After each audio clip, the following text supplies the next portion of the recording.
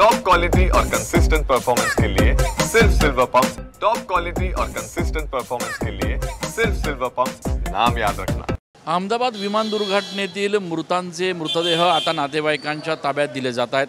गुजरातचे माजी मुख्यमंत्री विजय रुपाणी यांचा देखील मृतदेह आज त्यांची पत्नी आणि त्यांच्या मुलाच्या सुपूर्द करण्यात आला। नियतीचा खेळ किती विचित्र असतो हे बघा।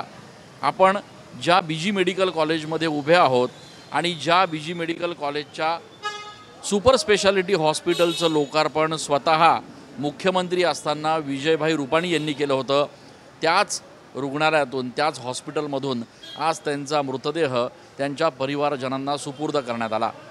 2016 ते 2021 या कालखंडामध्ये गुजरातचे मुख्यमंत्री म्हणून विजय रुपाणी यांनी अनेक अशा पद्धतीनं विकास कामांचं उद्घाटन केलं।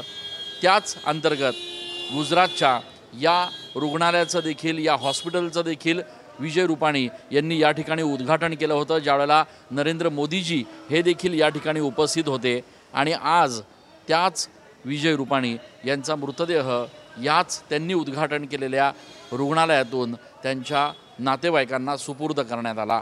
अत्यंत दुःखद आणि हृदयद्रावक अशा या संपूर्ण परिस्थितीमध्ये त्यांच्या नातेवाईकांसह इतर जे मृतांचे नातेवाईक होते ते देखील गहिवरले होते। मात्र ज्या हॉस्पिटलचं, ज्या सुपर स्पेशालिटी हॉस्पिटलचं उद्घाटन विजय रुपाणी यांनी केलं, नियतीनं त्याच हॉस्पिटलमधून त्यांचा मृतदेह आज त्यांच्या परिवारजनांच्या ताब्यात दिला। कॅमेरा पर्सन आकाश शेवलेसह मी चंदन पूजाधिकारी, TV9 मराठी।